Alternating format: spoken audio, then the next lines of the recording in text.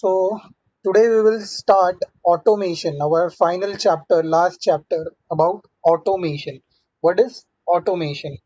Okay, so basically, why we need automation? What is the need of automation? So if we go through this PDF, okay, you can see whatever we are learning right now, whatever we have learned till now, or whatever we were executing, or whatever we were performing till now is our traditional network management. Okay, now the traditional way to manage network devices is one at a time using SSH to the command line. Correct. So if you want to manage any device, what you have to do, you have to take a telnet or SSH of any device using the command line. Okay, and the basic things you can do is copy paste from the text file. Okay, and some GUI tools are available to manage the device, one device at a time, you can say. Now this traditional process is very slow. Okay, very slow and inefficient. Why slow? Because we have to configure and we have to manage a single device at a time. Okay, so due to this, this is a drawback of a traditional network. So we are having an NMS network management system. Okay, so NMS network management system, you can say such as SolarWinds, Cisco Works, Cisco Prime Infrastructure. Uh, these are available. These all are available. Okay, so we can use this management systems also. Now they use the protocol such as SNMP NetFlow, okay, to gather all the information. So we have seen what is SNMP and we have seen what is NetFlow also. Okay, so how NetFlow and SNMP gather informations. Okay, now SNMP was originally proposed in 1988. SNMP can also be used to push configuration to devices, but it has limited functionality. So we have seen how we can push configuration, how we can push, we have changed the host name of the router, okay, by using SNMP. Okay, the solution can be complex and it can be implement and operate. SNMP also has a security concern. Now, what is the issue with the traditional network management? Whenever we are managing our traditional network, what is the issue? Configuring one device at a time is time consuming and inefficient. It increases the likelihood of typos and other mistakes. See, we are human beings, so might be if I'm configuring multiple devices, I can make mistakes. Correct? So individual edits to multiple devices by separate engineers over time with little version control leads to configuration drift. No standardized configuration is there. Means if there is no standardized configuration, suppose I am working in a company, then after some years I left the company, I have configured all the things. A new engineer came, okay, and he just configured all the things again from his way, okay, according to his understanding. He was not getting whatever I have configured because there is no standardized configuration. We can configure in multiple ways. Okay, we can configure in multiple ways. Correct. Like if we want to configure an access list. Okay, so access list on it is depend on router based. Okay, it is depend on the device based. So on which device you're giving the access list, on which interface you're performing this, on which interface you're implementing, okay, it can be different, correct, in the production network. So no standardized configurations are there. So if we are not having the standardized configuration and accessing one device at a time, it will be inefficient for troubleshooting. When we are troubleshooting, it will be very difficult for us to get the issue. Okay, so to overcome these all things, we have something known as network automation. Network automation. Now, automation can be used in the things that are listed below: device configuration, initial device provisioning, software version control, collecting statistics from devices, compliance verification, reports, troubleshooting. These all things can be done. Now, what are the benefits of network automation? So these all things we have already studied in CCNA level. Okay, but as Tushar and Arjun, you have not done the new CCNA. So I'm just giving you a brief description of the things. Okay, I'm just going quickly, not much quickly, but I'm just going through so that you can come to know the base of what is why we use network automation. Okay. Now, network programmability enables automation which reduces human to machine interaction. This is great. This greatly reduces the chance of human error such as typos. Now, we can use modern tools for monitoring, configuring, and troubleshooting. So, it is much more scalable than configuring one device at a time. So you can configure multiple devices at a single time. Network programmability can provide configuration version control. Okay, so different devices will be having different versions, configuration versions. Configuration versions means somewhere I'm using different area or something, you can say. So this network programmability, with the help of network programmability, I can control the versions. Also, I can control the software versions of the devices. Of the devices, if the device need any update, okay, so it will be controlled by the network programmability. Now, troubleshooting is more efficient with a system-wide view and correlation events. Correlation events. Events and error codes can be acted on programmability.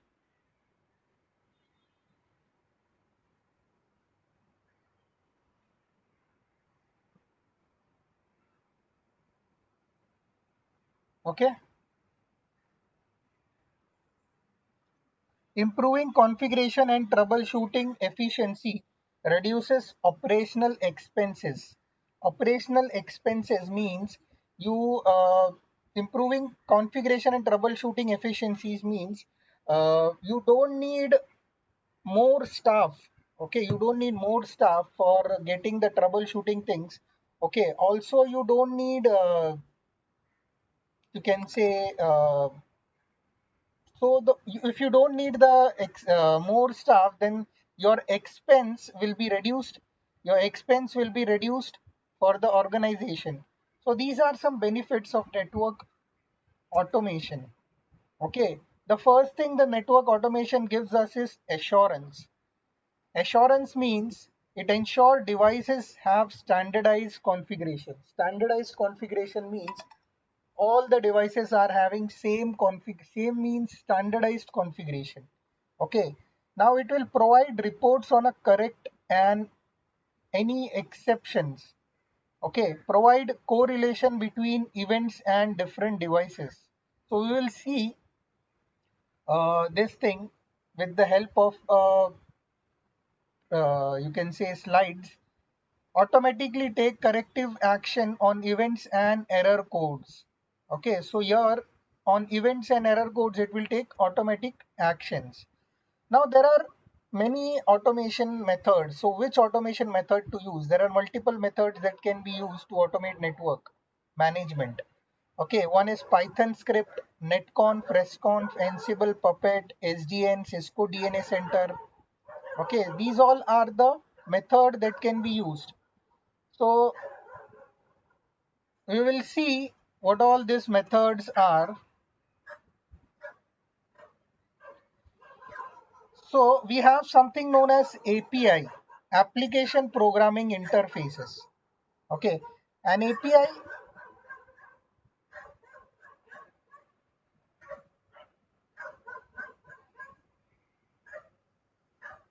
just a second.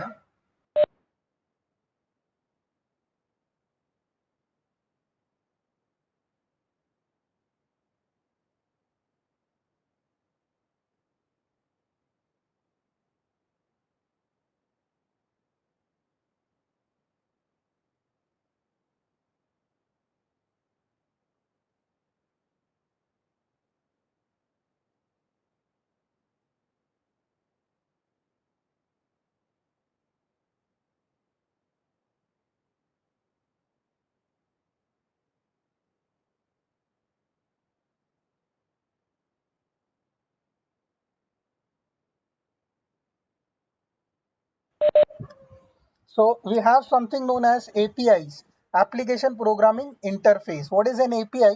An API, you can say, it is used to communicate directly with another computer program. Okay, a computer program needs API to communicate with another computer program. Okay, now it perform CRUD operations: create, read, update, and delete. Create, read, update, and delete operations. Two main types of APIs are for web services over the internet are SOAP and REST. Okay, NetConf and RESTConf are APIs specially designed to work with the network devices. So if you are using network devices, then uh, you can use NetConf and RESTConf. But if you are using web browsers, web services, then SOAP and REST are the best APIs that you can use. So what is CRUD operation? CRUD operation is create, read, update, delete. Okay, so if you are running any SQL language, sequential query language, okay, then create means insert any data. Create means insert any data. And if you are running web services like HTTP or something, then your create means create is something, the command you have to give in HTTP is put or post. Okay, read means select and get. Update means update, and over here put, post, and patch. Delete means destroy, delete. These are the commands that you have to give whenever you want a specific operation to be performed in the specific languages, either in SQL or in HTTP. Now SOAP. SOAP is Simple Object Access Protocol. You can read SOAP is a standard communication protocol system that permits processes using different operating systems like Linux and Windows to communicate. Okay, what it does, it permits processes using different operating system. Okay, like Windows and Linux to communicate with each other. Now the transport is typically HTTPS and the data format is always XML. Okay, data format that is used is XML because it is a protocol, it has strict standards to adhere to. Now REST, representational state transfer. REST is an architecture, not a protocol. It gives guidelines for the structure and organization of an API.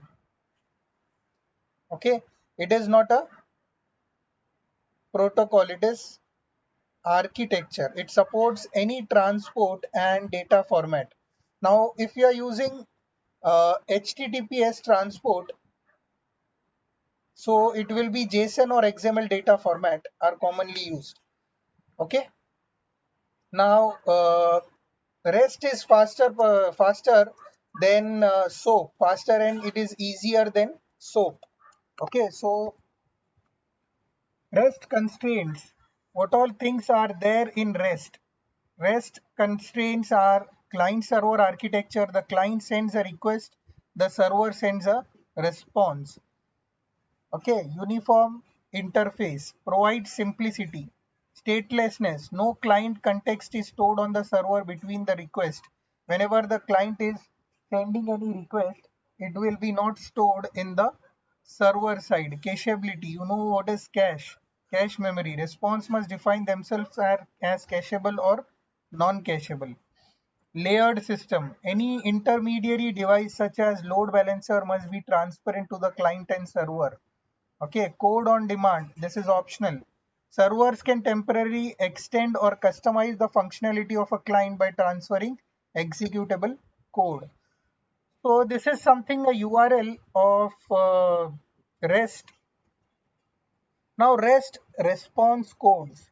These response codes we must have seen on our web browsers.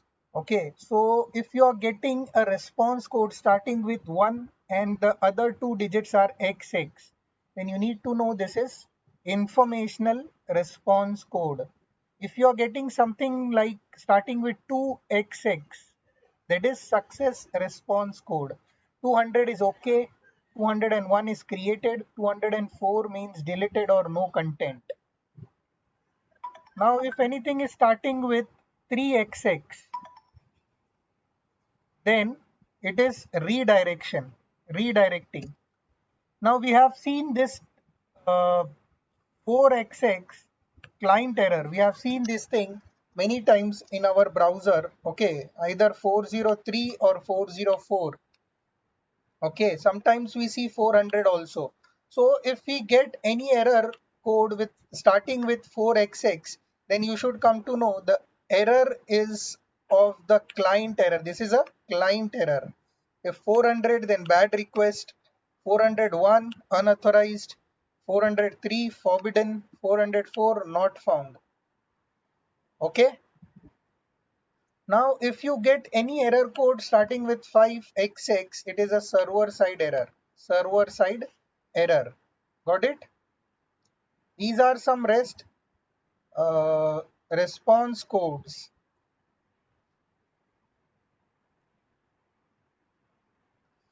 We will study this thing in detail later. Ansible, Puppet, Chef.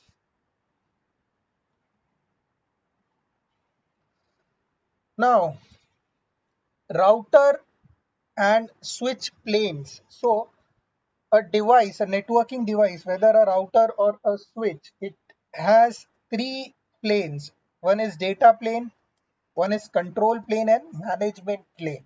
Now, data plane, what is the work of data plane? Traffic which is forwarded through the device.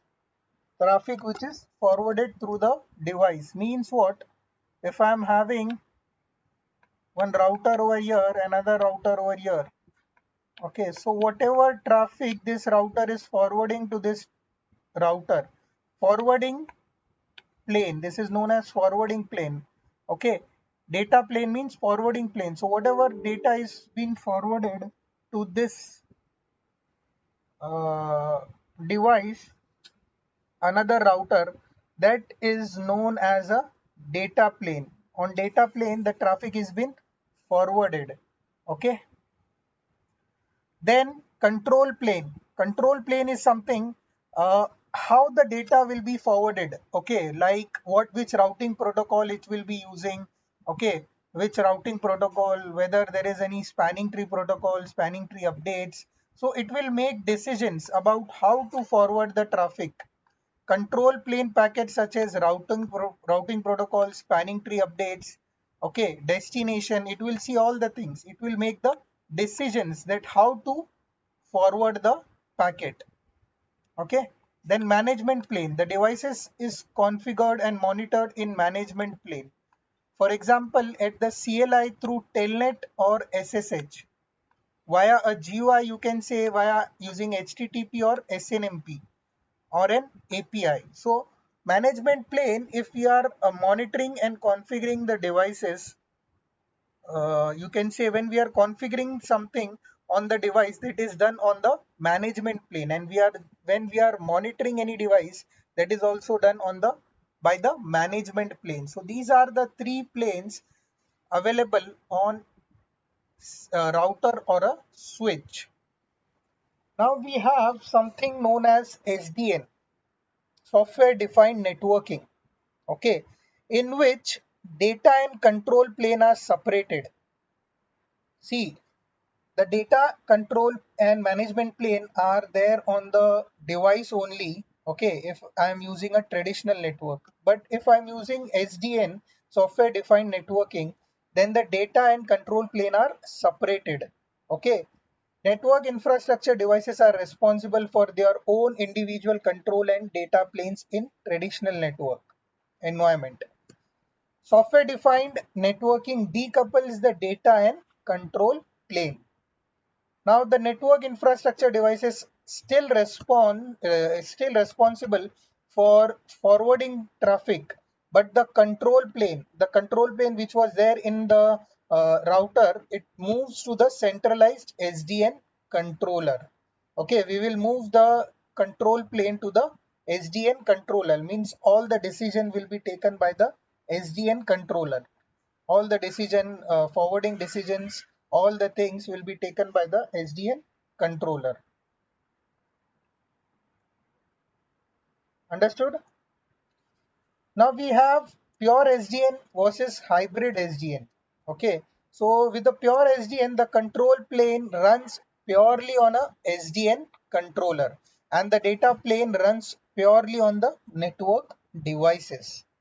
With the hybrid SDN, the majority of the control plane intelligence is provided by an SDN controller, but the network devices retain some control plane intelligence as well as the data plane operations. So most implementations use a hybrid SDN. So hybrid SDN, we have some sort of controls on the routers or on the devices also. Okay, rest all the control plane intelligence will be on the SDN controller, but on when we are using pure SDN, then the control and the data plane are completely separated. Okay, they don't have control plane over the device. Now this is what my architecture, SDN architecture. So you can see at the bottom side, I am having an infrastructure layer. Okay, I am having an infrastructure layer where my devices are there, my router, my switch, my wireless access point, and this is my firewall. Okay, so these all devices, the end devices will be there at my infrastructure layer. Okay, will be there at my infrastructure layer. Now here the data plane will work. Here the data plane will work. And this will be connected with the device SDN controller, with an SDN controller. Okay, here I will be having a control layer. This is my control layer. And this too will be connected with the help of either any of the southbound APIs. Southbound, why southbound? Because I am connecting my controller with in the south direction with the device, in the south direction with the devices. So it is connected with southbound APIs, that is any of the one: OpenFlow, SNMP, REST, NetConf, RESTConf, SSH. Any one of them I can use. Now we have the SDN controller. Okay, network devices, network services, sorry. All the control plane information intelligence will be taken care by the SDN controller. Now we have the top layer as application layer. Okay, now application layer means here are our web browsers or our business applications, you can say, which we will be seeing through GUI on our screen. Okay, so they will be connected with the REST API, northbound API, because I am connecting. Why northbound? Because I am connecting controller, SDN controller, in north direction with the application layer. So it will be uh, connected with the northbound APIs, and the northbound APIs typically used as REST. Understood? This is some an architecture, a basic architecture, how the SDN works. Okay,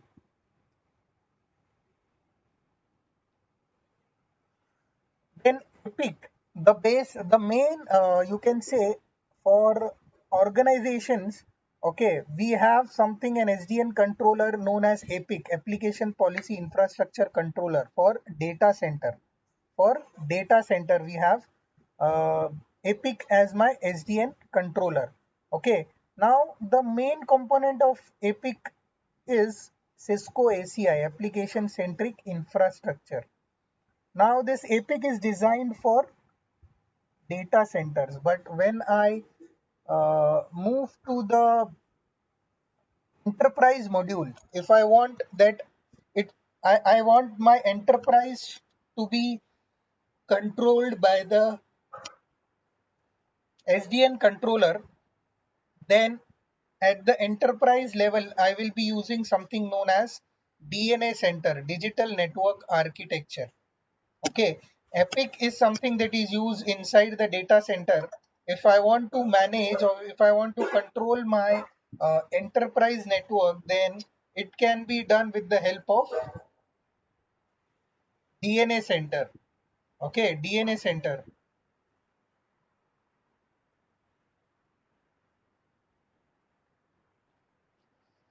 Now designed to manage enterprise environments, campus, branch, and WAN network. Now we have one more thing for enterprise network, which is which is the upgrade version of Epic that is known as Epic EM, Application Policy Infrastructure Controller. Okay, for enterprise module, but DNA Center is something higher or more efficient than our Epic EM. Okay. So now we'll see something about the DNA center. What is exactly DNA center? So Cisco DNA enables you to streamline operations and facilitate IT and Hello, business innovation. Okay. hello. So Did you say the Epic is hello. better than the DNA is better than the Epic cluster? Yes. Oh, okay. See, Epic is something that is used in our data centers. If I want to control the devices inside my data center, then I can use Epic. But if I want to control my WAN, campus, or enterprise network, okay, then I have to Yeah, use DNA center. right, Okay, so right. if you are using intent-based networking built in Cisco DNA center, it will use intent-based networking built in the Cisco DNA Center. Cisco DNA takes a software delivered approach to automating and ensuring services across your WAN and your campus and branch networks. So how it will work, we will see step by step. Now there are three main building blocks of Cisco DNA Center. Okay, the first one is Cisco DNA, you can say. So first one is Cisco DNA Center you can use, or you can use SD access for your LAN networks. For your WAN networks, you have to use SD WAN. So Cisco DNA digital network architecture, we can use Cisco DNA Center, Cisco SD access, or SD WAN. These are the three main components. Okay. Now DNA Center. DNA Center is Cisco SDN controller which is designed to manage enterprise environments like campus, branch, and WAN. Okay, so we have already seen this slide. Now this is this can be run, DNA Center can be run on a device known as UCS server. So this is something my UCS server, okay, a device, UCS server device, okay, a hardware you can say. Okay, and this hardware is running on Linux. Okay, now we can cluster multiple UCS servers for redundancy. So my DNA Center appliance will run on this UCS server. Now intent-based networking. If I'm using intent-based networking transform a traditional manual network into a controller-led network that translate the business needs into policies that can be automated and applied consistently across the network. Now the goal is to continuously monitor and adjust network performance to help assure desired business. So we'll see some examples.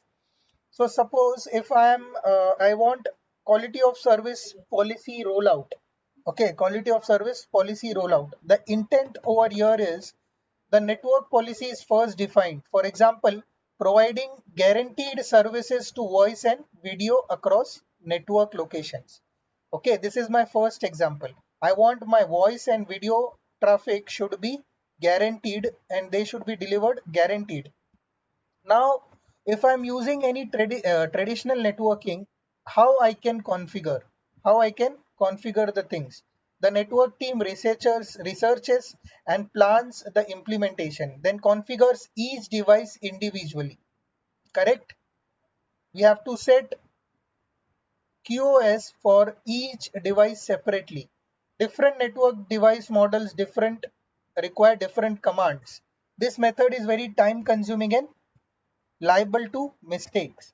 Now, if I'm using intent based networking, what I will do, the network team creates an application policy in DNA Center.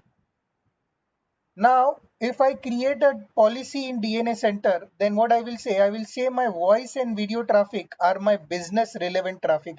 Okay, are my business relevant traffic. So when I specify voice and video as my business relevant traffic, then automatically they will be at the highest priority. Now, DNA Center automatically configures the best practice QoS settings on the network devices.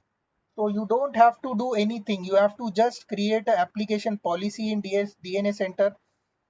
The DNA Center will automatically configure the best practices. Okay, best QoS settings you can say.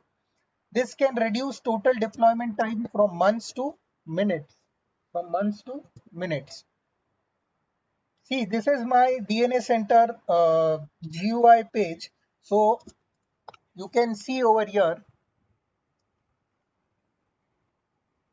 I have created policy. I've came in the policy. I am in the policy administration, then policy application policies.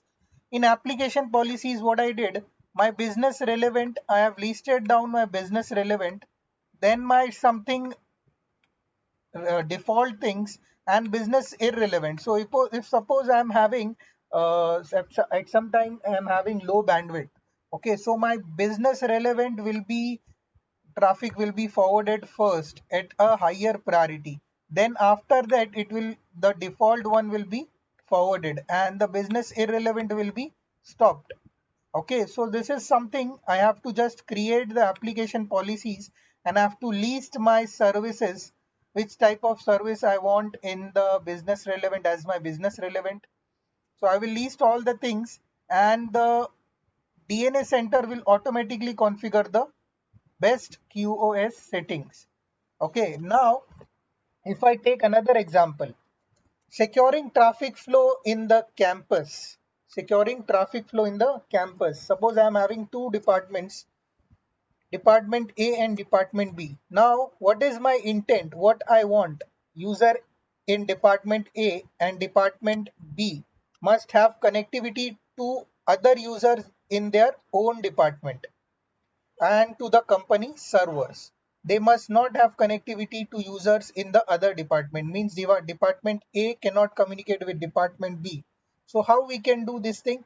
Either we can configure them in multiple VLANs. Okay, if I'm using traditional network, or I can use subnets, different subnets, or I can use access list.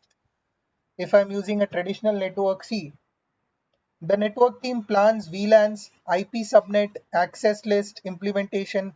Okay. Now, whenever I'm configuring any VLAN, so if I've configured a user in a specific VLAN, I want that user should be connected to the particular port. Okay, suppose if I have given port number 1 in VLAN 10. Okay, so I want that this user 1 should be connected to this, physically connected to this port number 1. If he removes the cable and connect to port number 2 and the port number 2 is in the VLAN 20, so he can access the VLAN 20 users also. So users are expected to stay plugged into the same access port. They are assigned a VLAN and IP address based on their physical location. This method is very time consuming, liable to mistakes, and does not support mobility. Mobility means my user cannot roam anywhere. He need to be connected on that port only. But if I'm using intent based networking, what I can do, the network team creates a group based access control policy in DNA Center. Okay, so which specifies the allowed traffic flows.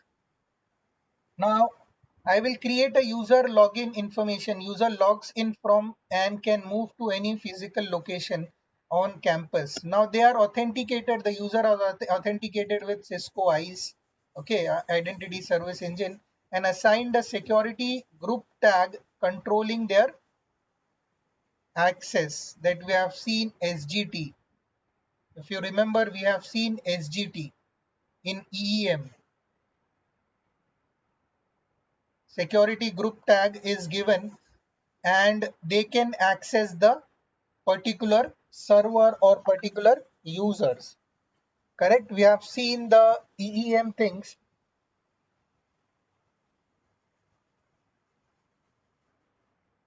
Understood? Yes.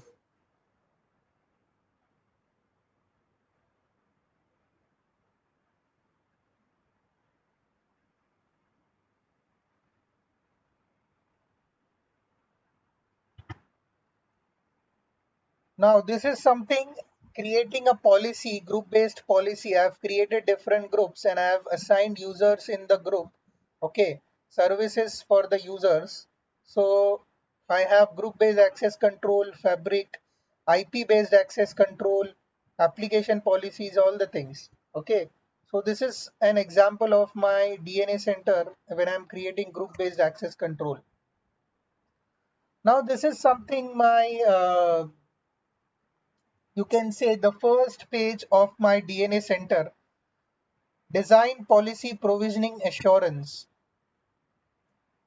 Now these are some tools that are available in DNA center, that is discovery, inventory, topology, image repository, command runner, license manager, template editor, network plug and play, telemetry.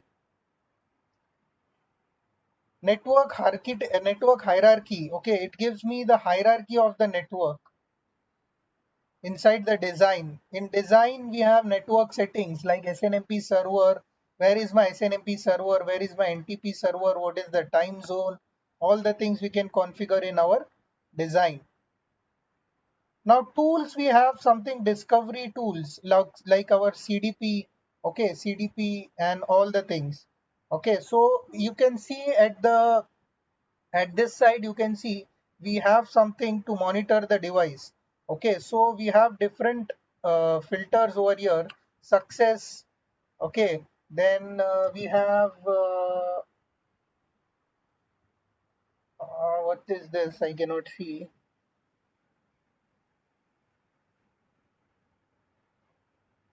Unreachable. Unreachable. Okay, failure, not ready. What is this? Unavailable. Okay, unavailable. So these are some things that you can verify. You will be given over the IP address over here. This is the IP address of the device, and this is success. If some device is not available or it failed, then here you will get the things. Here you will get the things. See, for this IP address, I am getting the status as unavailable. Okay, the ICMP ping is failing. Okay, I can get the SNMP, but I cannot take the CLI. The CLI is failing. Okay, so in this, you can get all the things at a single point. Now, this is something my inventory, which devices are there in my network, what all devices are there, and what all the IP address they are using. Okay, what is the iOS firmware, platform that are using, serial number, all the things will be listed down in the inventory section. Topology is the, you can say, physical connectivity, how the devices are connected in our network. Okay, logical view. So you will be having a topology created automatically, okay, in the manner that your devices are connected. SWIM, software and image management. So if you remember, we have to install in GNS3 or in Eve, we have to install images of all the routers, and also in my devices, I have to install router images and all the things. So this SWIM will have my software and image management, all the images that I need for the routers or for any devices, for the switches, all the images will be stored over here in the SWIM. Now, DNA Center features, the first feature is network plug and play.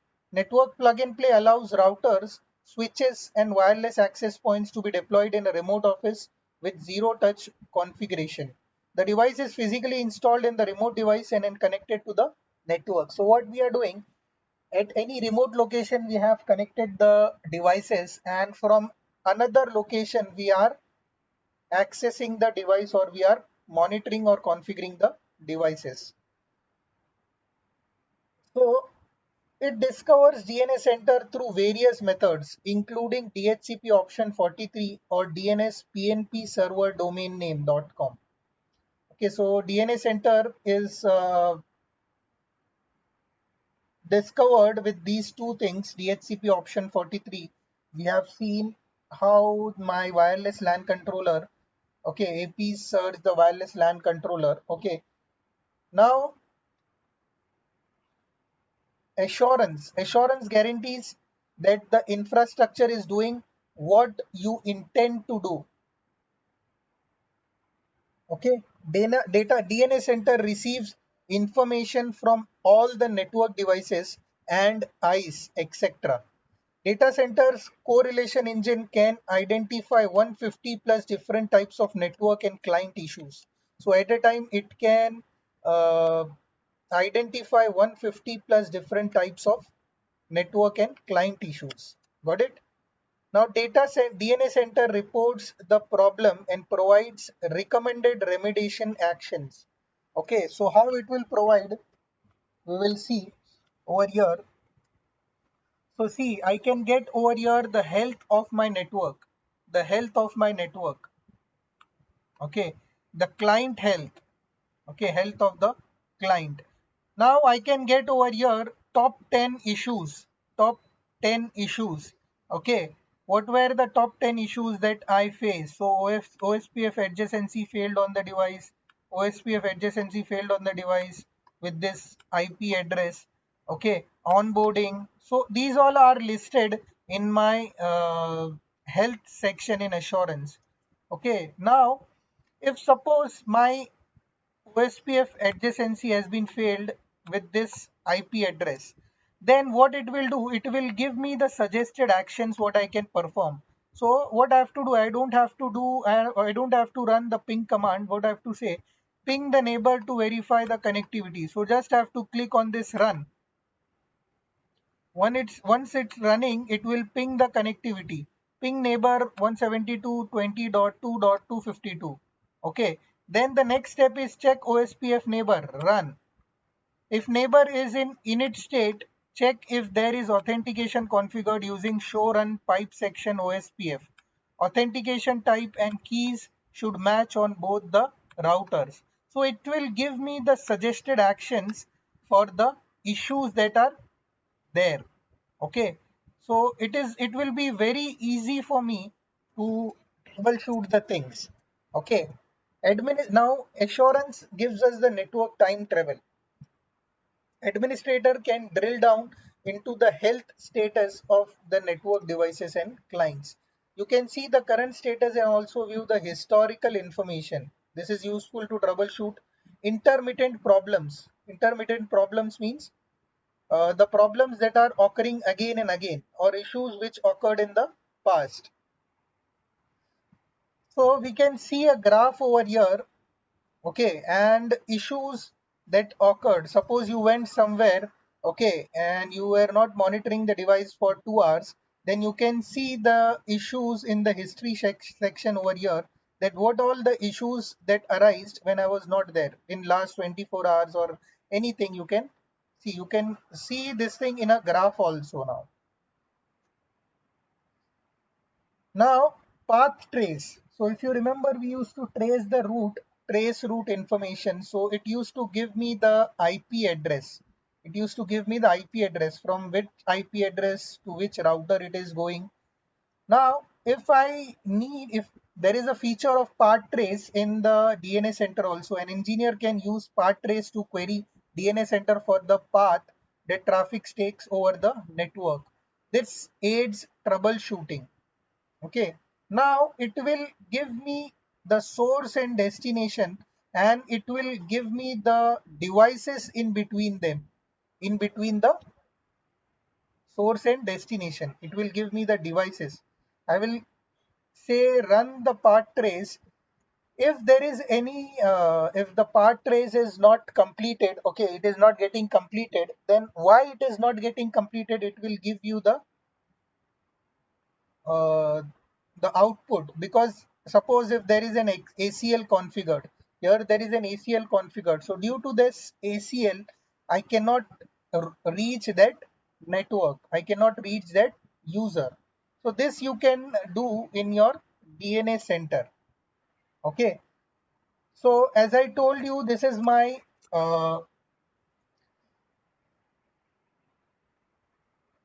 architecture of SDN controller. So now in SDN controller, I am using as the DNA center as my SDN controller. I have connected southbound and northbound APIs. Okay, infrastructure. Okay. Now DNA center also supports east and westbound APIs for integration with other services such as reporting and analytics servers. Okay. So this is we have seen about DNA center. Now we will move to XD access. Okay, now traditional access control. If you want to give any access control, then how in a traditional network we give? We give in traditional way we can either configure VLANs, IP addresses or access control lists. Now as I discussed previously also, users are expected to always connect to the same physical port where they are assigned in access. Now VLAN and IP subnet. Access control list traffic flows between IP subnets.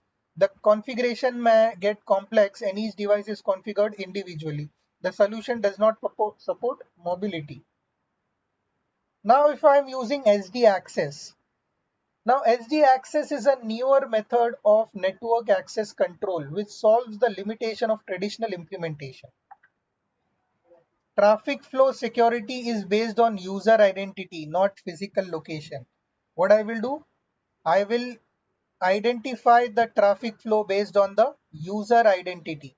User logs in and can move to any physical location in the network. Understood? So the SD access, in SD access we will be using user locations. So not user locations, we will be using uh, username and passwords. Okay, username and passwords. Two components are required for SD access. User are authenticated by the ICE Identity Services Engine. The security policies permitted and denied communication between groups is configured on the DNA center. So we need a DNA center and we need a ICE.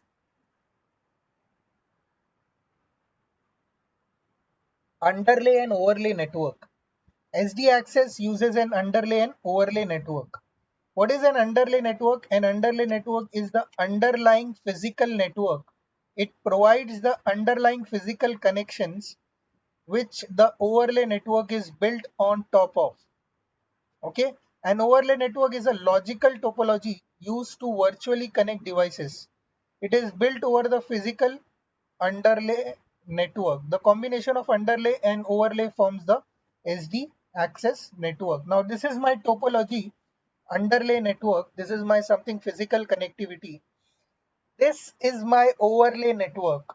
I have formed a tunnel between two devices, okay, to communicate. This is something my overlay network.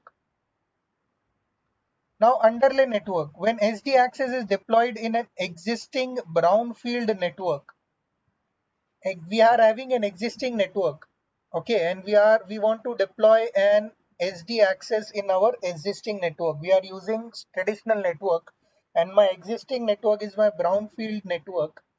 Any configuration can be used for the underlying physical network. Now the links between the devices can be layer 2 or layer 3 and the routing protocol can be used. Any routing protocol can be used. But if DNA center can be used to automatically provision the underlying network, in a new greenfield site. I'm building a new site, greenfield site. In this case, I have to use the layer 3 links. Okay. And the protocol that I have to use is ISIS. The protocol that I have to use is ISIS. Overlay network. Overlay network uses something known as Lisp, is used for the control plane. VXLAN is used for data plane. Cisco TrustSec is used for policy. Each technology has been optimized for SD access. Now, if I give you an example of control plane, okay, suppose this is my Hello, one. please. Yes. Hello. Can I the last slide? Can you go back? I just wanted the last slide. Yeah. Okay. Cisco TrustSec. Okay. Okay. And VXLAN. Okay. All right. No problem. Okay. So if I see the control plane using a list, okay, so suppose this is my one user 192.168.1.1 which is connected to a switch 10.10.10.1. Okay, and this is my 192.168.1.2 10.10.10.2 over here. Okay, now my device will say, this switch will say to the controller that 192.168.1.2 is at 10.10.10.2. So now suppose if my user 192.168.1.1 needs to communicate with 1.2. So what it will say, it will go to the controller and it will say where is 192.168.1.2. The controller will say it is at 10.10.10.2. Now it will form, the data plane will form a VXLAN tunnel. The data plane will form a VXLAN tunnel between the two devices, between the two users. Okay. Now suppose if my 10.10, if my 192.168 is shifted to this switch now, 10.10.10.3. Now I have updated the control plane that my 192.168.1.2 is now at 10.10.10.3. Okay. So now if 1.1 is again want to go to 10. 1.2, then it will form another VX tunnel between 10.10.10.1 and 10.10.10.3. Okay, so this is something known as mobility. Mobility. Okay.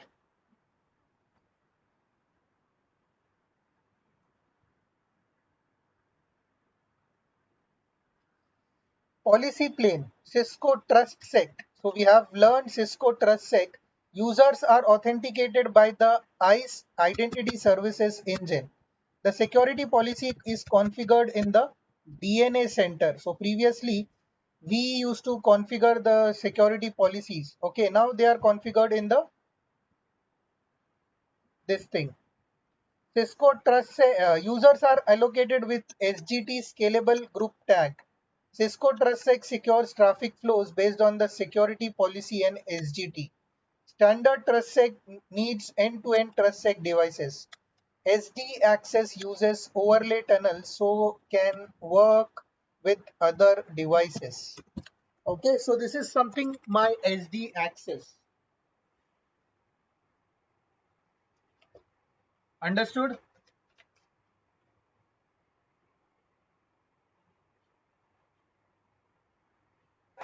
Yes, sir.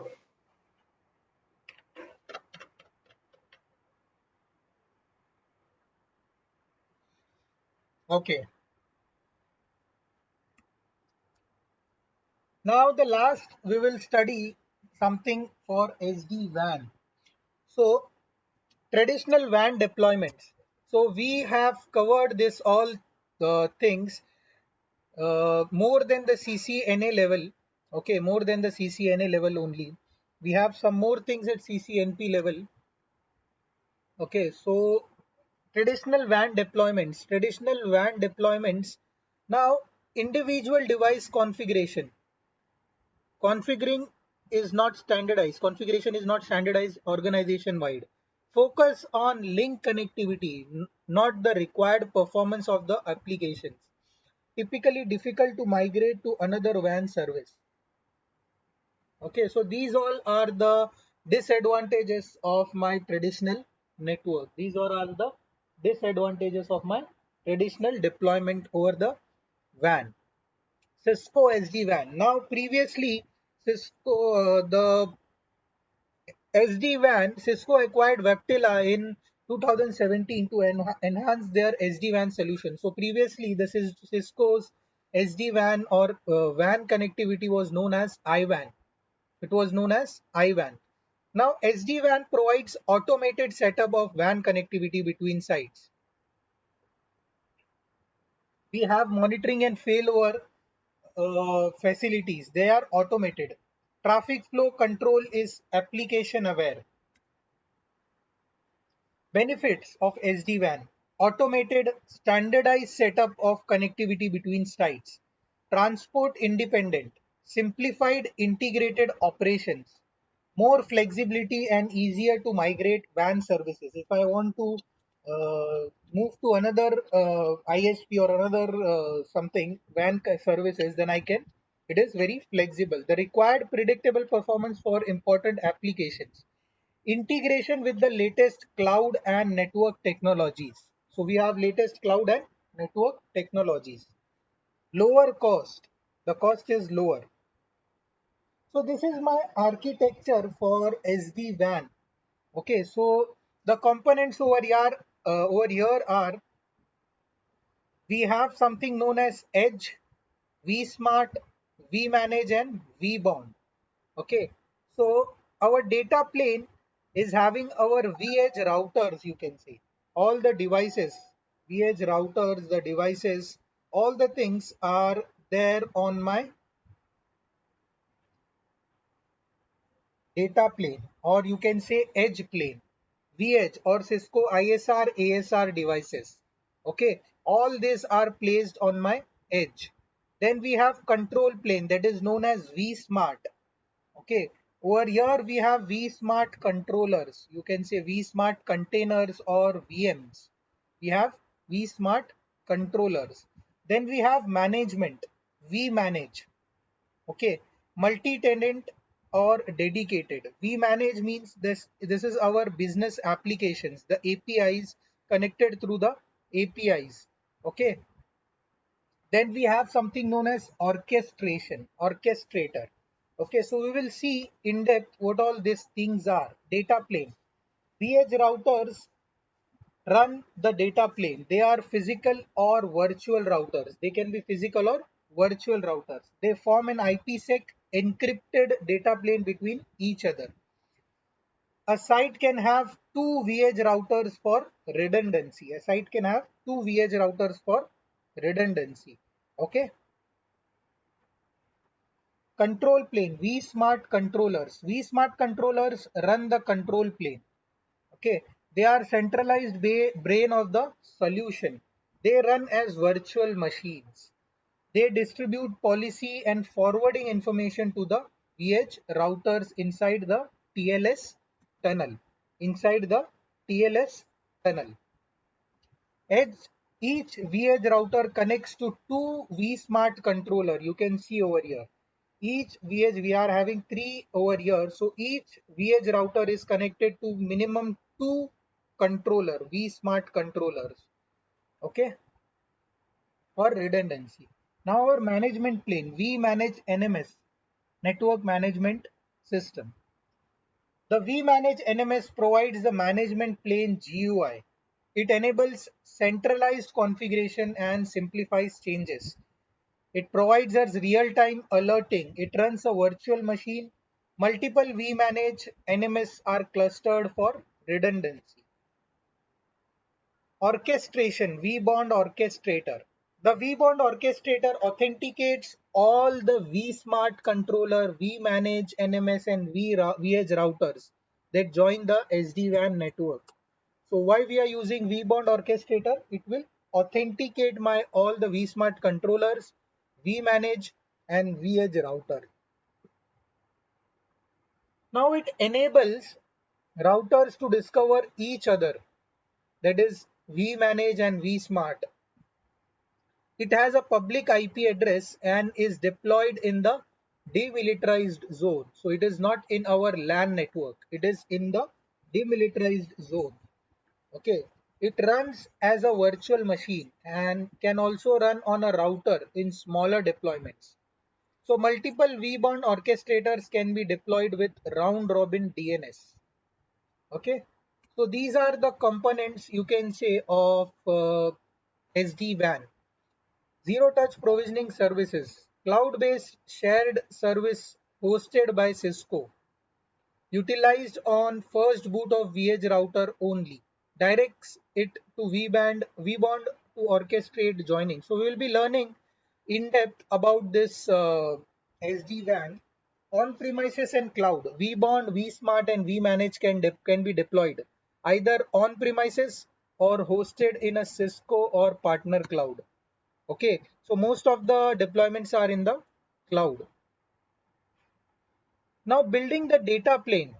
If I want to build a data plane, the vSmart controller directs the vEdge router to build a full mesh by default of IPsec tunnel, VPN tunnels between themselves. Okay, so how they will create IPsec VPN tunnels with the help of either example you will take as internet or MPLS. The vSmart propagates uh, policy and routing information to the vEdge routers on OMP, Overlay Management Protocol. Okay, so the vSmart controller will give or will provide the policy and routing information.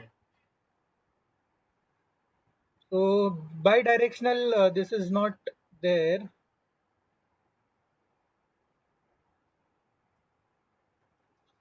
Okay, so this thing we have seen more about the automation. Okay, so as we have studied that which type of automation should we use? Okay, there are multiple things. So which we have to use. So we will study.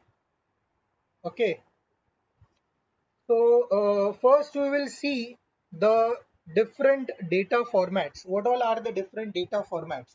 So what all are the different data formats that you know? Data formats.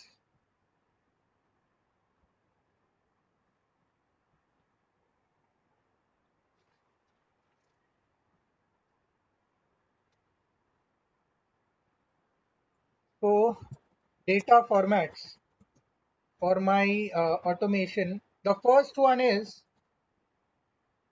JSON. What is JSON? JavaScript object notation. JavaScript object notation. Okay. So what is why we use JSON? So JSON is very simple and it is human readable. Okay. It is human readable. You can say it is simple and human readable. That is why we use JSON as our data formats. Okay. Now we have two basic structures, or you can say two basic data structures. Two basic data structures are there in my JSON. The first one is, you can say, an object. Now what is an object? What is an object? You can say an object is a collection of name value pairs. Name value pairs. An object is a collection of name value pairs. Okay, you can say it is an ordered list. Ordered list. Ordered set of name value pairs. Name value pairs. It is an ordered set of name value pairs, and it is enclosed in curly brackets. It is enclosed in curly brackets. So if I want to write, if I give you an example of object, then I can say I will write an object. Suppose I write first name. Okay, first name, and I am giving the value of to the first name. I am giving the value as Qayyum. Okay, then I am separating this object with with the help of an could I say a comma, then I will say last name, and I will say the value of the last name is Sayyad. Okay, Qayyum Sayyad. First name is Qayyum, last name is Sayyad. Okay, so this is my an object, you can say. This is, I have created an object, first name and last name. Okay, so you can see over here I have written something. uh, this is a format known as camel case or mixed case, you can say, where I will write the first letter of the object as small and the next word of the object as my capital letter. So this is something known as a camel case. Okay, a camel case.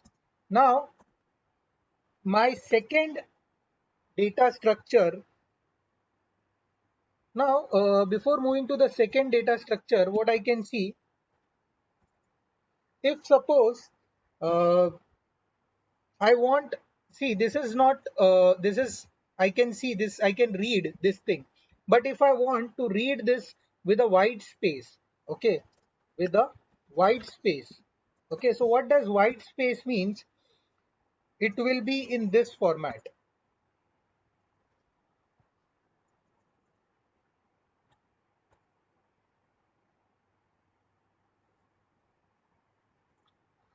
Okay, I have not given the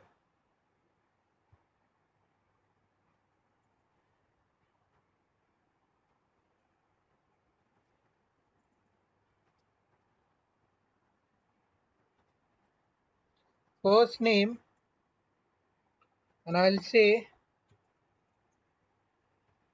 I'm giving into a quotation, double quotes, because this is a string, and the next line it will say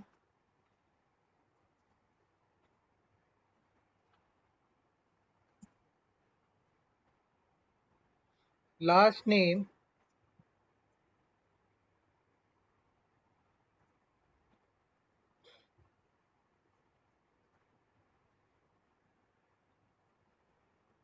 Sayyad. Okay, so you can see I'm having a white space after my curly bracket, and then on the next line my first name is started, and I've separated, the format is same, I've separated with a comma, and my last name is on the next line, and it is ended at the with the curly brackets at the end. Okay, so this is something, if I want a JSON with my white space, with any white space. So this is something I can see a JSON format, an object, you can say. Now, my second data structure is array, an array. Now, what is an array? An array is an ordered list, you can say ordered set of uh, ordered set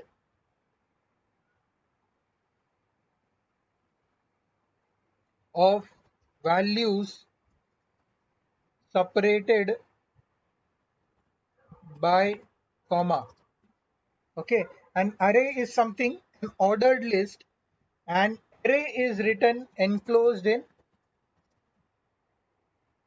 straight brackets, straight brackets,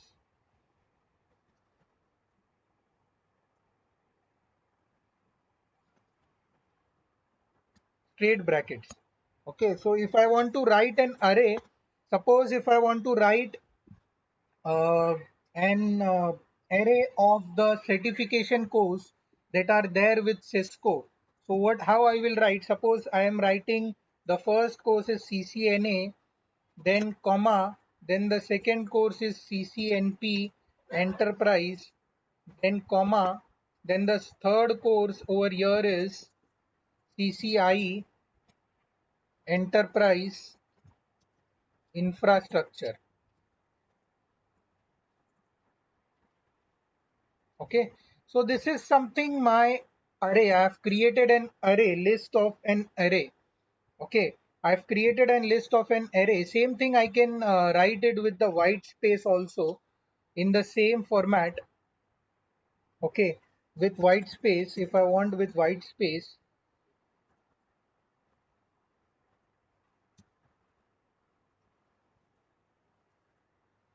I can write it in this way, open bracket, then I will say CCNA, comma, CCNP Enterprise, comma, CCIE Enterprise Infrastructure. Okay, so this will be my format for white with white space. Okay, so this is something my JSON objects, JSON data structures. Okay, first is my object, second is my array, third is my value, third is my value,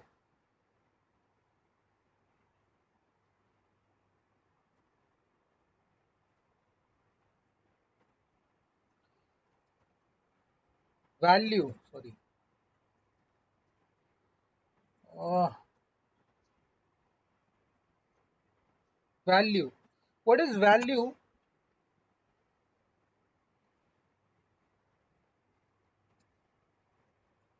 It can be a string, a number, array, null, true, or false. It can be anything. Okay, it can be anything. Value can be anything. Okay, so if suppose I want to validate this thing, I will move to a website.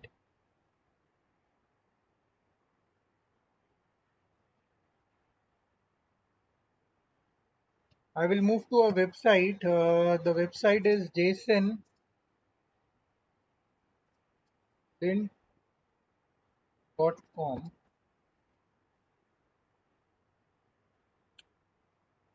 Okay, so I will write the code over here.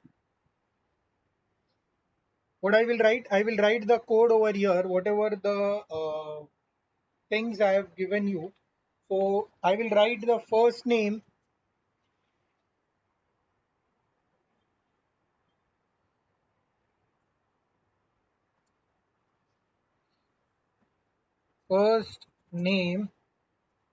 with colon, and first name is Qayyum. So see, this is my string value and see the color difference. Okay, and I will separate this thing with a comma. Then I have a last name and last name object. Okay, last name object, and the last name object value is, what is the value? SAYED, Sayyad. Okay, validate JSON. See, uh, I've written something wrong. FIRST, first name colon Qayyum. Sorry, I didn't, uh, Yeah, I I'm didn't just get this place. sorry. Uh, how did you get to this place? How did you get to this page? This is My a website, internet connection. jasonlint.com. Oh, okay. Okay. Okay. It's a website to validate your JSON codes online. Okay. All right. Then I have something as last name, and the last name value is SAYED. See, it gave me the code with the white spaces. It gave me the code with the white spaces. Okay, so in this way, I can verify my object. Also, I can verify my array. If I want to create an array, then what I will say? I will say array CCNA. Array will be having the values as CCNA, CCNP, CCIE. Validate JSON.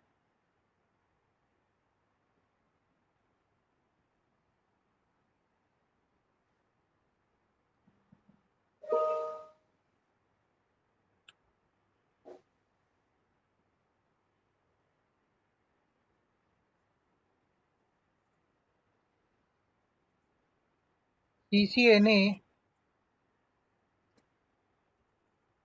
CCNP, CCIE.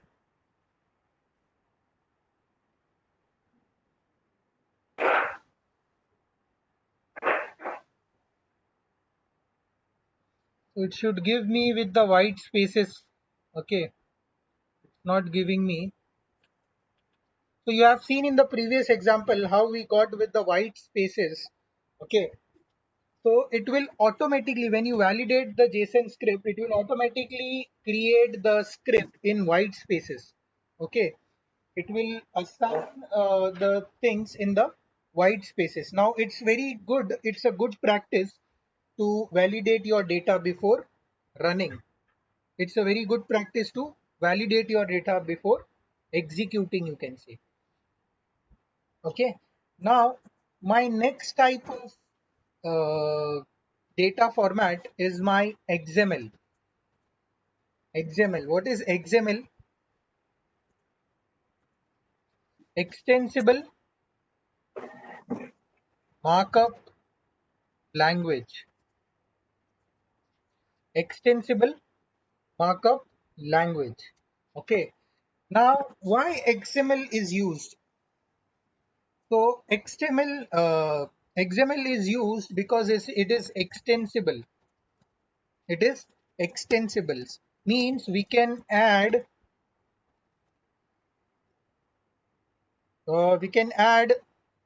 to it more capabilities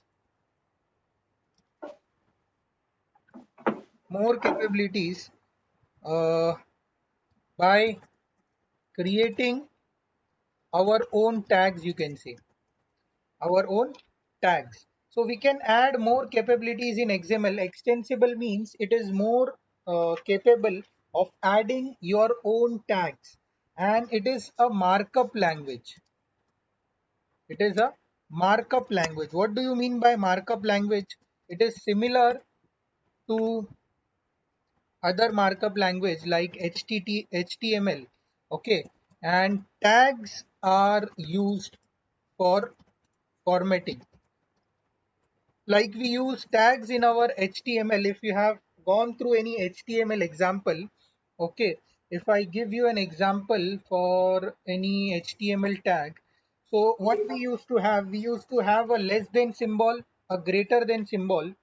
Okay, then we used to have, if suppose we want to add an header, then we used to have an header value, suppose header 4. Okay, then we used to have a header text in between over here, header text, whatever data we want to add. Then we had a less than symbol with a forward slash and this thing. So this is something a format of an HTML. If you want to write any of the language, you have to write it in this way. You have to write it in this way, any HTML language. Okay, so same we will be using in our XML also. Okay, so now I will move to the components of XML. Components of XML. My first component over here is, you can say, declaration. Declaration. Now what is declaration?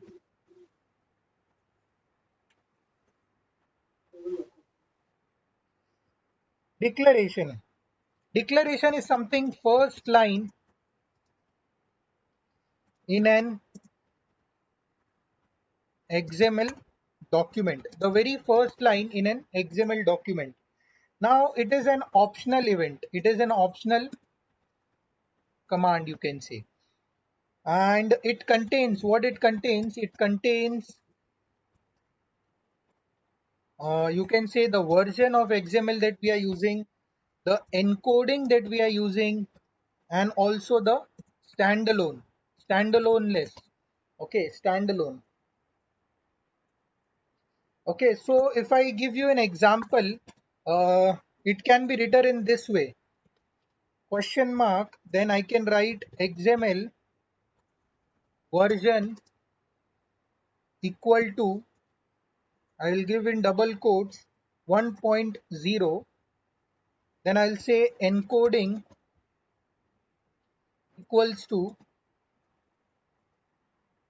UTF, any encoding UTF hyphen 8, then I will close the question mark and greater than symbol. Okay, so this is the format of my declaration. It is having the version and encoding details. Okay, now my next is my tag. Next is my tag. First is my declaration, next is my tag. Now what is a tag? A tag, you can say, a string of text inside. A string of text inside greater than, less than, and greater than signs. So a string of text inside the greater than and less than sign. Okay, and it has both a start and end tag. It has a both start and a end tag. Now data contained between the start and the end tags. So data is in between the start and the end tag. Suppose if I give you an example, I will say any name. I have created a name. This is my tag. This is my tag. I have created a name tag and I have ended this name tag. This is my start. If I have started any tag, I have to end the tag. So to end the tag, I have to give this forward slash. Okay, this is my end tag, and in between these two will be my data. Suppose I will give voice VLAN. Voice VLAN. I will give data as voice VLAN. It is my tag.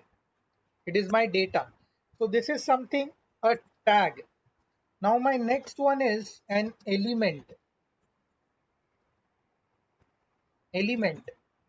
What is an element? Data located between start and end tags. The data located between start and end tags is my element. It can have nested elements. Nested elements. It can have nested elements. Okay, so the same example I will copy paste over here for elements. Example is, this is my element. This is my element. These are my tags, start and end tags.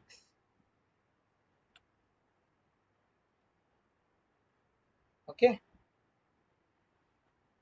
Now the next one is attribute. Attribute. What is attribute? Attribute is something, it gives more detail about the element. It gives more detail about the element. You can say value of attribute uh, must appear in quotes.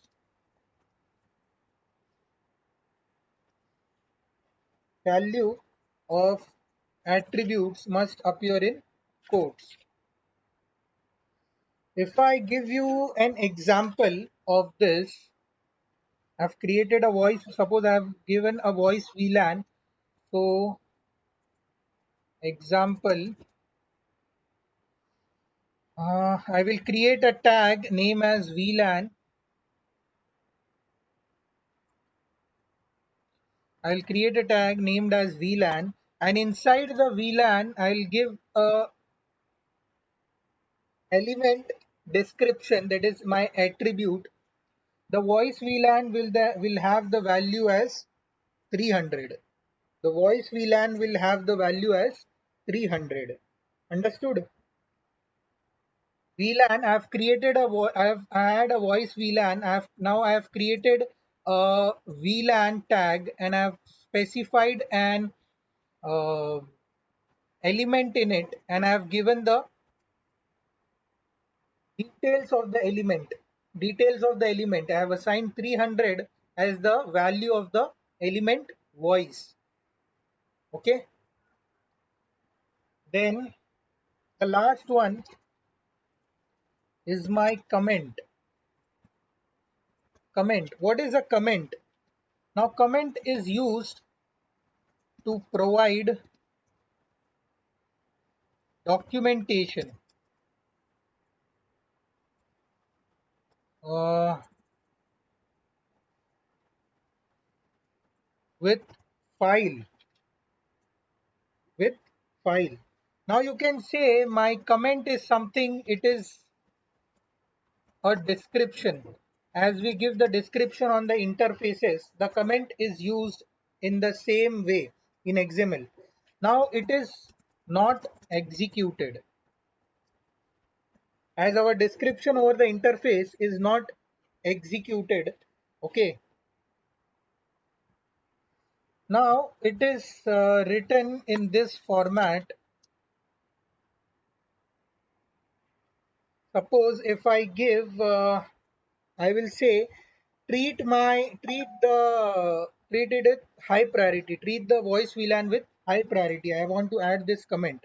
So what I will say, I will give the grade less than sign. Then I will give the exclamation sign. Then two hyphens, two dash. You can say. Then over here I will write treat voice VLAN voice as high priority. Treat voice as high priority, and at the end I have to give two hyphen and the greater than sign, and the greater than sign. Okay, so this is something my format if I want to write. So this is my comment, and the other is my format. The other is my syntax, you can say. It is my syntax. Understood? So this is something extensible markup language. Okay, now if suppose I want to convert my XML into my you can say my JSON script.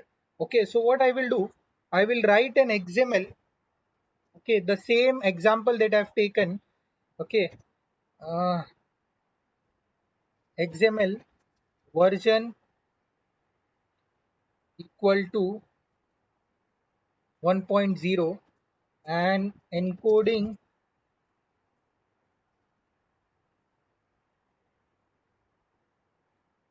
equal to UTF hyphen 8 and close this thing. Then the next line, I will create a VLAN tag, VLAN, and I will give the VLAN an element. I will give the tag an element voice, and for this element I have specified the value as 300. Okay, now I will give this as this a name. Okay, you can say I will create a name. It is my voice VLAN, voice VLAN, and close the name tag over here. Okay, then I have opened the VLAN tag. I will close the VLAN tag as well over here. So this is a small XML program, or what I can do, I can add this statement as well. This statement, I can add a comment over here.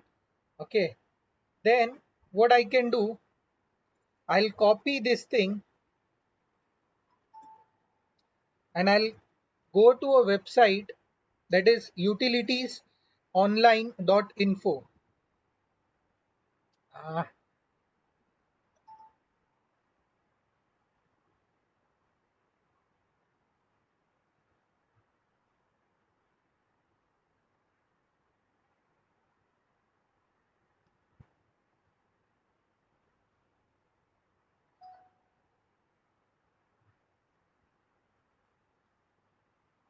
here is the website. I will paste over here. This is my XML. I will paste the codes over here. See, my code came over here. Then I will convert it into JSON. Parser error, text XML parsing error, enclosed token.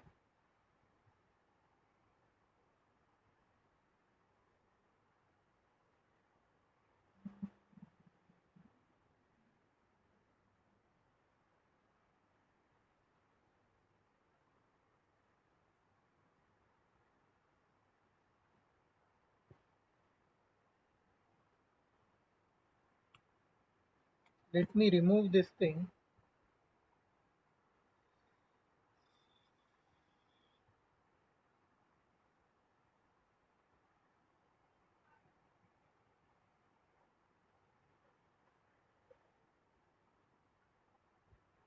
So this gave me an example of an XML code.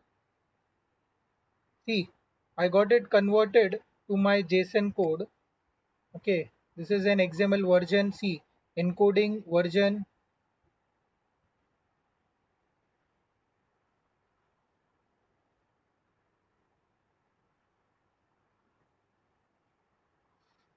Okay, and here there was no question mark.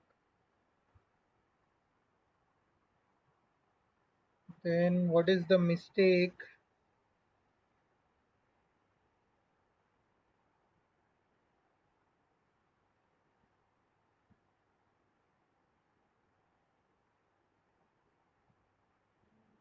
XML version 1.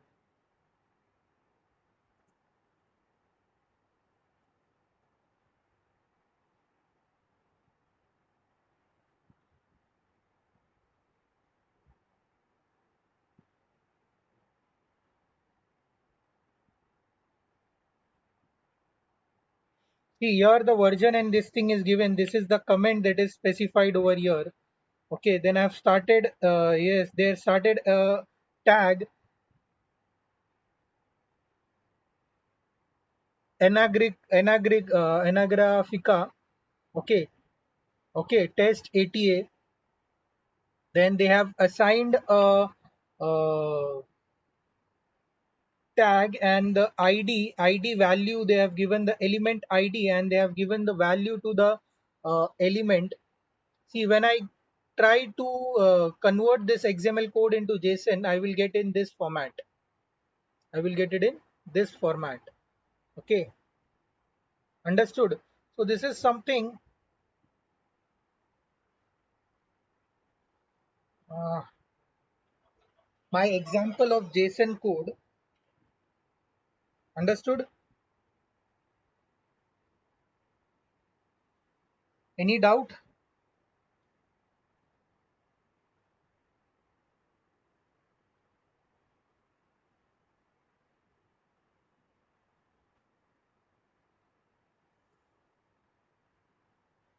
Now the third one that we are having is my Yang data model.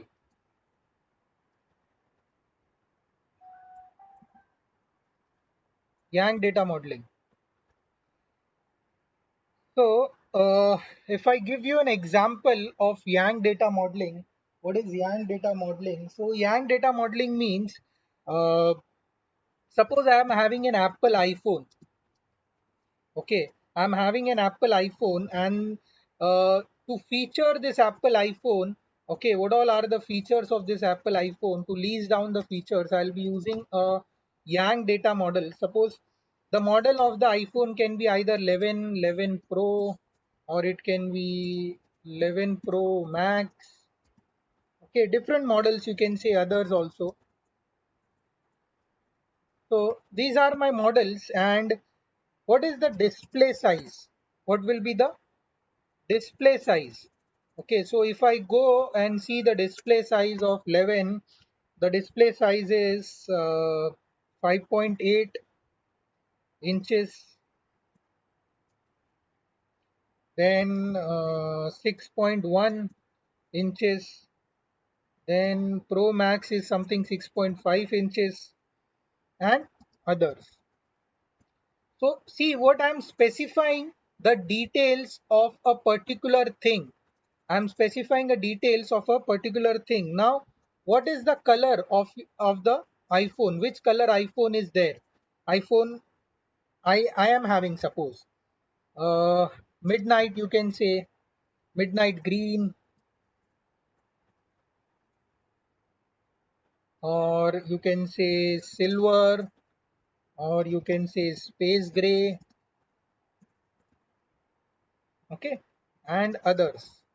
So there are different colors.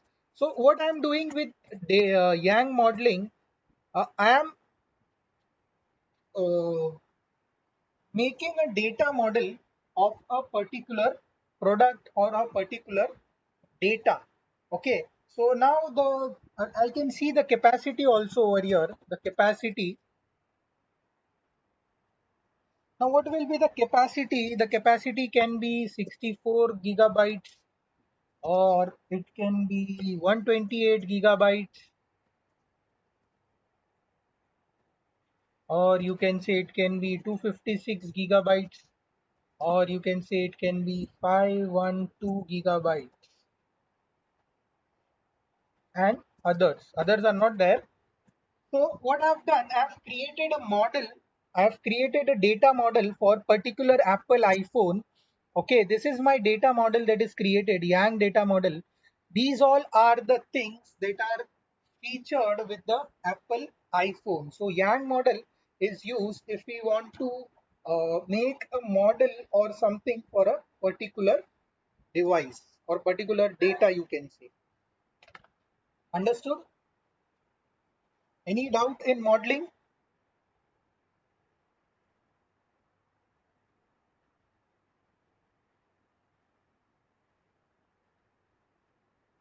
Any doubt, guys? Okay. Now, these were the data models. Okay, so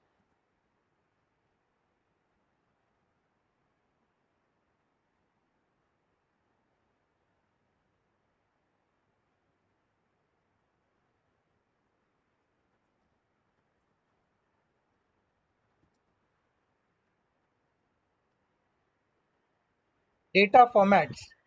Okay. Now I'll say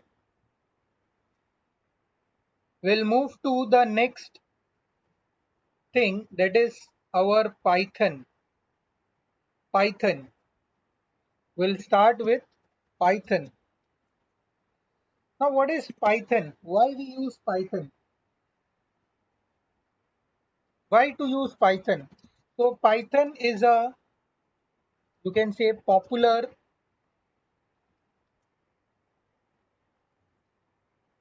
programming language due to its simplicity. So Python is very simple to understand. Okay, that is the reason we use Python as our language, as our scripting language. So Python scripts are interpreted at runtime, at runtime only. Okay, by a Python interpreter.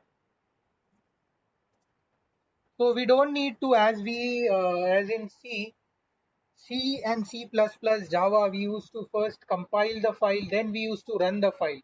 So in this Python, the code will be interpreted or compiled at the runtime only. We don't need to do it separately. Okay, like in C and C++, we have to do all the things separately. So in this, we don't need to do separately. The Python codes will be interpreted, okay, by the interpreter, by the interpreter, okay, at the runtime. Now, Python supports most modern programming language features, you can say, not language, programming programming features, you can say, like OOB, object oriented programming.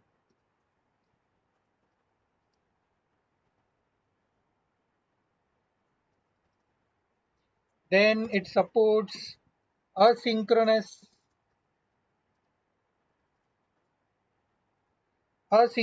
code, and also multi-threading.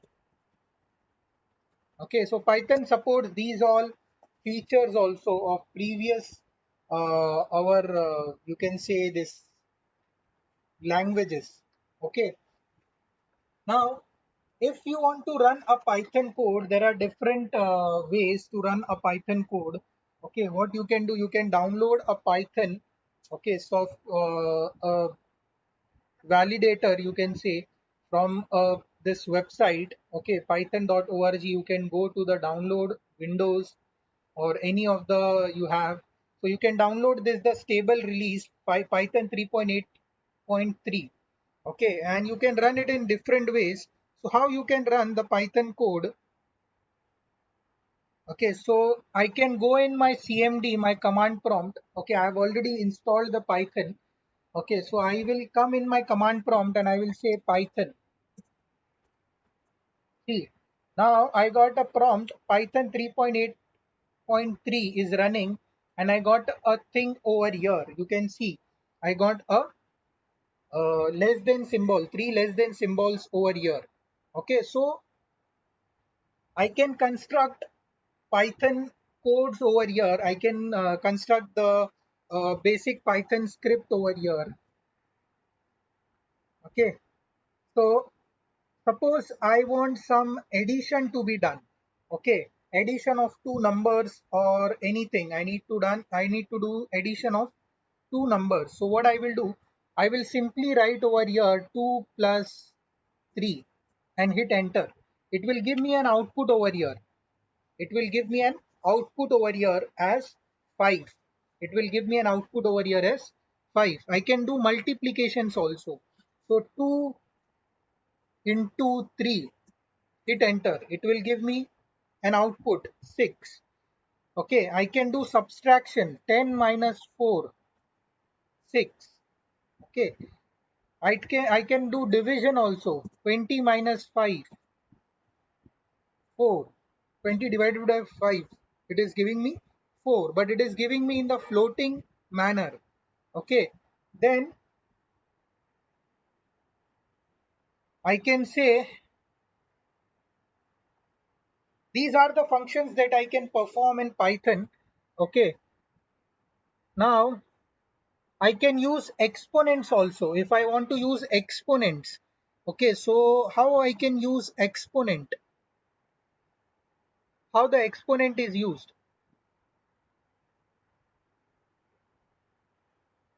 So I will say 3 raised to 2. So I have to give 2 asterisks and it will give me the answer 9. It is giving me the answer 9. Correct? Understood? So same I can use if I suppose if I am running any command, any programming language. Okay, the first thing they give me is to write a hello world program. Okay, to print hello world, to get a print of hello world. So you can say you can use the interpreter to print a string also. So what is a string? A string is you can say any sequence of characters such as letters, numbers, symbols, or punctuation marks.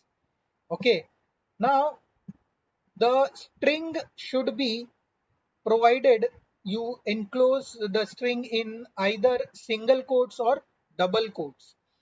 So if I want to print anything, what I have to write? I have to just go in the interpreter, double quotes, and in between I will say hello world and the exclamation mark. Hit enter. See, it gave me the output over here as hello world. Okay, or I can give in single quotes also hello world and the exclamation mark. Hit enter. See, the output is still same. The output is still same. Or I can give in another way print, and then I can in the bracket in double quotes I can give hello world and the exclamation mark. Hit enter. See, now what is the difference? If I am giving with the print command, there is no exclamation mark included. Okay, there is no exclamation mark included. Okay, so I can run these commands in the command prompt through the command prompt also. Okay, but running the commands in the command prompt will be something you can say not feasible. Okay, so what you can use? You can use an interactive interpreter, that is idle. Idle. Okay, so there are many development environments available for programmers to manage their code projects. Okay, so we will use idle integrated development environment. Okay, so integrated development environment you can use over here when you download Python. Okay, you will get an idle command over here. Okay, so if you search over here idle Python 3.864, so I have already opened over here. Okay, this is my idle prompt. Okay, this is my idle prompt. Got it? Now what I will do, I can run the commands over here.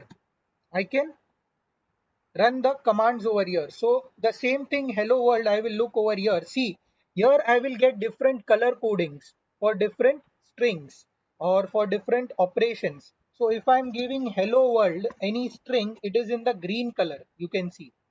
Okay, hello world. See, I have completed the string, and if I hit enter over here, I will get the hello world printed. See, I'm getting the same output. The same thing I can check with the print command as well.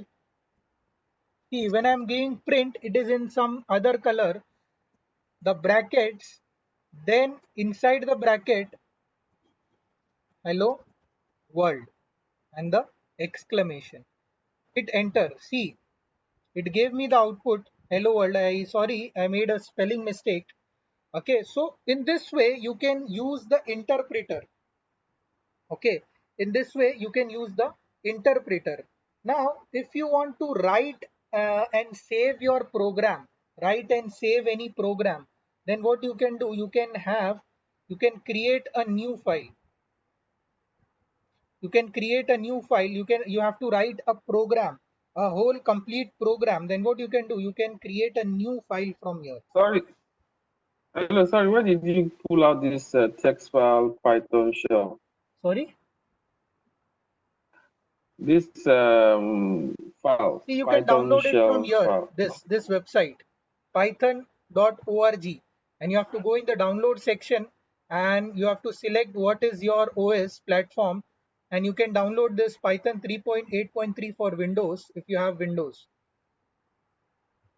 Okay. Okay. Okay. Then you can run it from start. You can say Python and you will get Python 3.8. You can hit enter. You will get this ideal shell. Okay. You will get this window. Okay. Then if you want to write a complete program, okay, so what you can do, you can have a new file over here. See, this is my new file now. Okay, this is my new file created. Now I can write uh, commands over in this. Okay, now what command I will Mm-hmm. write? I will create a, I will make an output, a print hello file, a print hello program. Okay, this is my hello world program. I have to print hello world. Hit enter. See,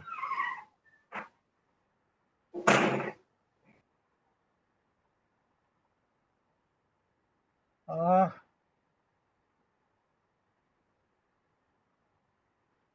okay, you don't have to hit enter. You have to say run module or F5. Okay, run. So the output, the source must be saved. Okay, so first I have to save this file. Okay, I will save this file uh, anywhere. Suppose I will save this file, my Encore Python program. I already have a hello world. Hello. Okay, save. I've saved the file as hello.py. Then I will run. See, once I saved the file, I got an output over here in this window. Okay, so if I want to create any program, I can create in this way. Okay, and I can specify all the things over here. Okay, I can specify all the things over here. Got it?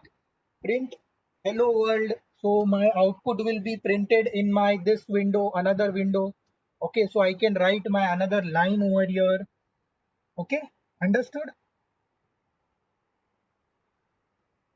Got it? Please, can you go back? Go. Can you start again? How you pulled it into the scripting? You said it's saved as and all that. Can you just do I that didn't again? got to come again, Dade. What you want me to do? I'm saying, can you just just go through the process just one more time? Okay, no issues. So what I will do, I will close all the things. Okay, I've just closed all the things. Okay, now this command prompt also I've closed. So see, there are different ways to access Python script. Okay, to configure Python script, there are different ways. You can either configure via CMD. So in CMD, you can have to just type Python. You will get a Python command link. Okay, so now you can enter. These are the three less than symbols you can see. Sorry, greater than symbols. Now you can perform any of the commands over here. So the basic commands that I want to perform is addition, perform addition. Okay, perform subtraction, perform multiplication, perform division. Sorry, I have done multiplication by mistakenly.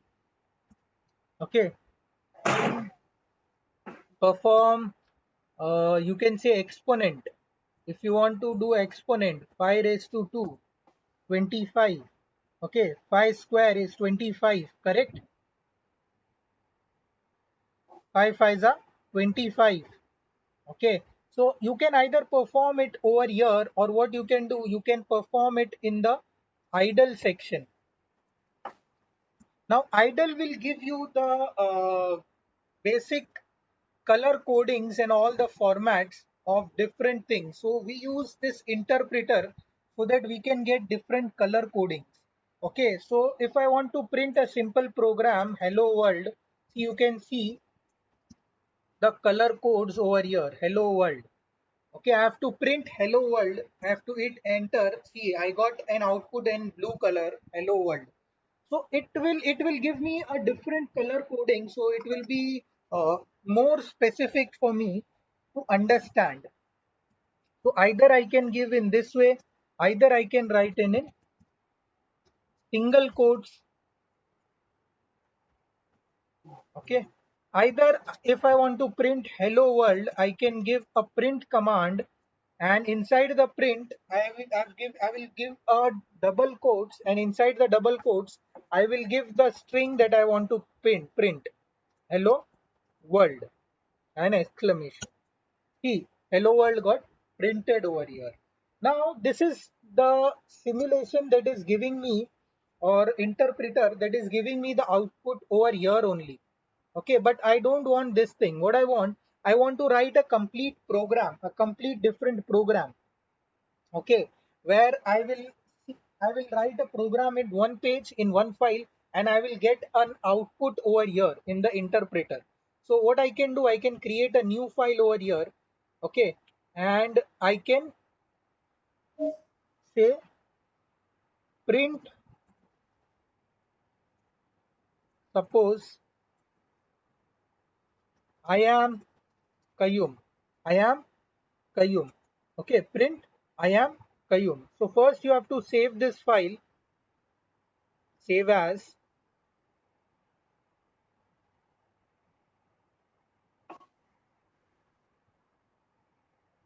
Python program, save. I've saved this file, then I have to enter. See, if I want to print this, I am Qayyum, then I have to run the module. So to run the module, I can go in the run and run module, or I can just hit F5. So see, once I hit it F5, I got an output over here printed, I am Qayyum. I am Qayyum. Okay. Got it? Yes. Understood? So this is some Yes, basic understood. things of Python. Okay, so we'll stop over here for today. We'll continue tomorrow.